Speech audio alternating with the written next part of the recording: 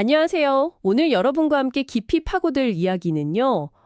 최근 일본 금융계를 아주 뜨겁게 달군 소식입니다. 바로 일본 최초로 금융청 승인을 받은 엔화 연동 스테이블 코인 JPYC에 관한 것입니다. 이 소식 하나 때문에 관련 기업들 주가가 막 급등하고 시장의 기대감이 상당한데요. 오늘은 단순히 새 코인 나왔네? 이걸 넘어서요. 이 JPYC 승인이 일본 금융 규제 환경에 어떤 의미를 던지는지, 그리고 기존 스테이블 코인 시장하고는 뭐가 좀 다를지, 또 이 기회를 둘러싼 기업들 움직임이나 잠재적인 위험은 없는지, 이런 속내를 한번 속속들이 파헤쳐보겠습니다. 이번 분석 통해서 여러분께서 일본 스테이블 코인 시장의 어떤 중요한 변곡점, 이걸 제대로 이해하실 수 있게 안내해 드릴게요. 자, 가장 먼저 눈에 띄는 건 역시 JPYC 주식회사가요, 일본 금융청, 그러니까 FSA 승인을 정식으로 받았다는 점이죠. 이게 왜 중요하냐면, 일본에서 처음으로 엔화랑 1대1 가치를 갖는 전자 결제 수단, 이걸 발행할 수 있는 자금 이체 서비스 제공업체 자격을 얻었다는 뜻이기 때문입니다. 그러니까 이게 그냥 기술 테스트가 아니라 진짜 금융 시스템 안으로 들어왔다, 이런 신호탄인 셈이죠. 네, 맞습니다. 그 규제 당국의 승인이라는 부분, 이게 핵심이에요. 아시다시피 스테이블 코인의 생명은 가치 안정성, 그러니까 패깅 유지에 달려 있잖아요. 근데 이걸 뒷받침하는 자산 관리나 운영 능력에 대해서 금융청이 일종의 보증 마크를 딱 찍어준 셈입니다.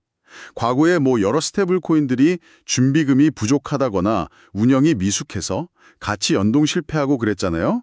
시장에 큰 혼란을 줬던 사례들을 생각해보면 이번 JPYC의 제도권 진입은 스테이블 코인의 어떤 신뢰 회복 측면에서도 중요한 의미가 있다고 봅니다. 여기서 좀 더 들여다볼 지점은 JPYC가 그럼 어떻게 안정성을 확보하겠다는 거냐? 이 부분인데요. 자료를 보니까 발행된 JPYC 총액하고 똑같은 규모의 엔화를 확보하고요. 이걸 만기 보유 목적의 국채 펀드 이런 걸로 운용해서 자산을 보호하겠다 이렇게 밝히고 있습니다. 그리고 JPYC가 이더리움, 아발렌체, 폴리곤 이렇게 여러 블록체인 위에서 발행될 계획이라는 점도 주목할 만해요.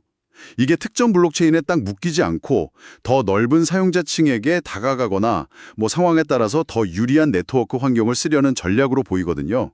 잠재적으로 사용자 접근성이나 거래 비용 면에서 이점을 가질 수도 있겠죠. 그렇군요. 사실 저도 개인적으로 USDT나 USDC 같은 달러 기반 스테이블 코인을 조금 다뤄본 경험이 있는데요. 비트코인처럼 가격이 막 오르락내리락 하는 자산과는 달리 달러 가치에 연동되니까 안정적일 거다, 이렇게 생각했죠. 근데 최근처럼 달러엔 환율 변동성이 커지니까 엔화 기준으로는 자산 가치가 꽤 출렁이더라고요. 그런 점에서 JPYC처럼 아예 엔화에 직접 연동되는 스테이블 코인이 등장하면 이건 일본 내 사용자 입장에서는 환율 변동 위험을 덜 수 있다는 점에서 상당히 매력적으로 느껴질 것 같습니다. 과연 패깅이 100% 안전할까요? 자료에서도 과거 사례를 언급하고 있잖아요. 대표적인데 2022년 테라 UST 사태죠. 그건 알고리즘 기반으로 1달러 가치를 유지하려고 했는데 결국 시스템이 무너지면서 가치가 거의 0으로 수렴하는 끔찍한 결과를 낳았죠. 심지어 전통적인 자산 담보 방식의 테더조차도 준비금 관련 의혹 때문에 여러 차례 홍역을 앓았고요. 그런 사례들이 있었죠. 네.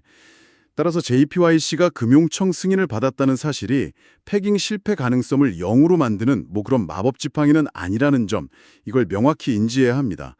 규제는 분명히 위험을 현저히 낮추는 중요한 장치이지만 예상치 못한 시장 충격이나 운영상의 문제 발생 가능성까지 완벽히 제거할 수는 없어요.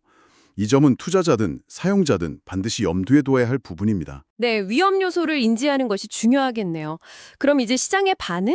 그리고 관련 기업들의 움직임, 이걸 좀 더 자세히 살펴보죠. JPYC 승인 소식에 여러 기업들 주가가 막 들썩였는데요. 어떤 플레이어들이 있는지 좀 정리해볼 필요가 있겠습니다. 우선 가장 눈에 띄는 건 인터트레이드하고 덴산 시스템 홀딩스입니다. 이 두 회사는 상한가를 기록할 정도로 시장의 주목을 받았어요. 왜냐하면 덴산 시스템이 참여하는 스테이블 코인 송금 플랫폼 구축을 인터트레이드의 자회사가 지원한다, 이런 소식이 영향을 미쳤습니다. 일종의 인프라 구축 파트너십으로 엮인 경우라고 볼 수 있겠네요. 또 직접적으로 JPYC에 투자한 아스테리아 그리고 투스톤 같은 기업들도 당연히 관련주로 분류되고요. 그 외에도 스테이블코인 관련 사업 기획이나 개발 지원에 나선 심플렉스 홀딩스, 자체 스테이블코인 발행 관리 플랫폼 프로그마 코인을 가진 스피릿, 그리고 이미 전자결제 수단 거래업자로 등록돼서 스테이블코인 취급 기반을 마련한 SBI 홀딩스까지 정말 다양한 기업들이 JPYC 테마와 연결되고 있습니다. 네, 관련 기업들이 상당히 많죠. 여기서 좀 흥미로운 지점은요. JPYC의 신원 인증 솔루션 리퀴드를 제공하는 엘레먼츠라는 회사입니다. 자료에 따르면 이 서비스는 이미 2022년 9월부터 제공되고 있었다고 해요. 아, 이미 하고 있었던 거군요. 네. 그러니까 이번 JPYC 승인이 엘레멘츠에게는 완전히 새로운 재료라기보다는 기존 관계가 시장의 관심 속에 다시 부각된 측면이 강해 보입니다. 실제로 JPYC 사용량이 폭발적으로 늘어나야 엘레멘츠의 실질적인 수혜로 이어질 텐데 그 부분은 아직 좀 지켜봐야 할 영역이죠.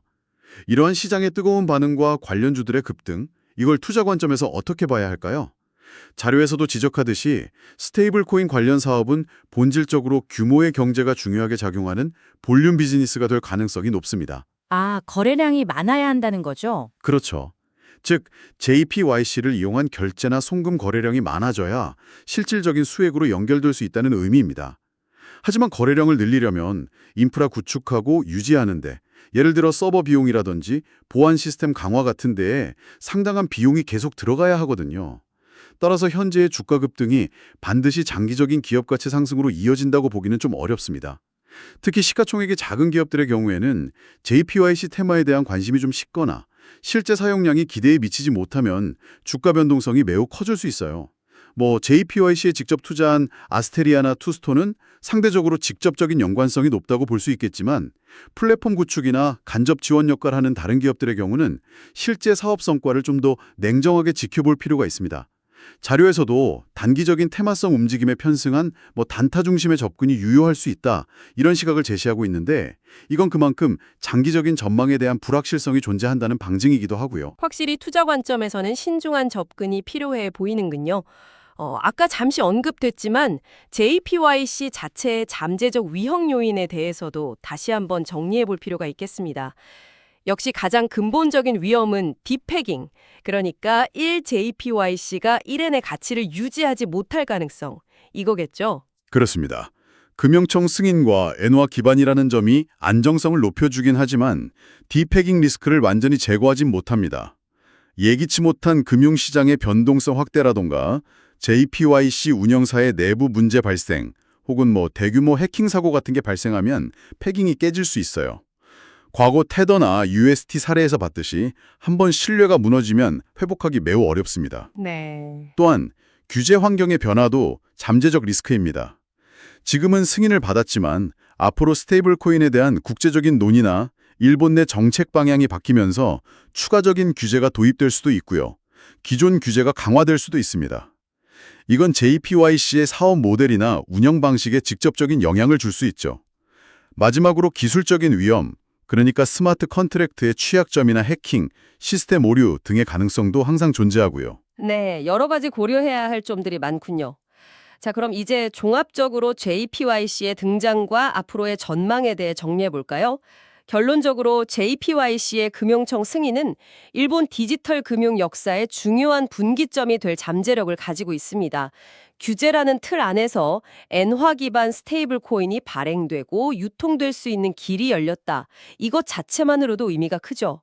앞으로 결제, 송금뿐만 아니라 자료에서 잠시 언급된 디파이, 그러니까 탈중앙화 금융 서비스 같은 다양한 영역에서 JPYC가 활용될 가능성을 기대해 볼 수 있습니다. 하지만 기대만큼이나 넘어야 할 과제도 많습니다.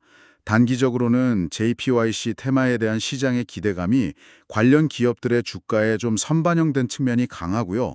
중장기적으로 JPYC가 성공하려면 실제 사용 사례를 얼마나 확보하고 사용자들에게 편리하고 안정적인 경험을 제공할 수 있느냐, 이게 관건이 될 겁니다.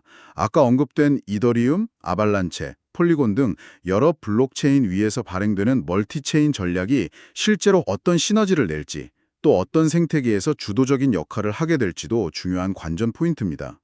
결국 핵심은 JPYC가 규제 속 혁신이라는 좀 어려운 방정식을 어떻게 풀어내느냐에 달려있다고 봅니다. 금융당국의 엄격한 관리 감독 아래서 안정성을 유지하면서도 동시에 블록체인 기술의 장점을 살려서 기존 금융 시스템의 비효율성을 개선하고 새로운 가치를 창출해야 하거든요. 이 과정에서 JPYC가 단순한 기술적 시도를 넘어서 일본 실물 경제와 금융 시스템에 얼마나 깊숙이 뿌리내릴 수 있을지, 이게 성공의 척도가 될 것입니다. 오늘 저희와 함께 JPYC라는 키워드를 통해 일본 스테이블 코인 시장의 현재와 미래를 다각도로 조명해봤는데 어떠셨나요? 금융청 승인이라는 제도적 의미부터 시장의 뜨거운 반응, 또 관련 기업들의 복잡한 셈법, 그리고 간과할 수 없는 위험 요인들까지 짚어봤습니다. 여러분께서는 오늘 저희가 나눈 이야기 중에서 어떤 부분이 가장 흥미로우셨나요? 혹은 JPYC 외에 주목하고 계신 다른 스테이블 코인이나 관련 움직임이 있다면 자유롭게 의견 나눠주셔도 좋겠습니다. 자국 통화를 기반으로 하는 스테이블 코인이 점차 확산된다면 이게 미래의 글로벌 금융 지형도에 어떤 영향을 미치게 될까요? 현재 달러 기반 스테이블 코인이 주도하는 시장에 균열을 내고 각국 통화의 디지털 주권 경쟁이라는 새로운 국면을 열게 될까요? 아니면 여전히 달러의 그림자 아래서 제한적인 역할에 머무르게 될까요? 이 질문에 대한 답을 함께 고민해보는 것도 흥미로울 것 같습니다. 정말 중요한 질문이네요. 이게 국가별 디지털 화폐 경쟁 구도하고도 맞물려 돌아갈 수 있는 문제 같고요. 다음번에도 이렇게 여러분의 지적 호기심을 채워드릴 수 있는 알찬 정보와 깊이 있는 분석으로 돌아오겠습니다. 저희와 계속 함께해 주시길 바랍니다. 오늘 함께해 주셔서 감사합니다.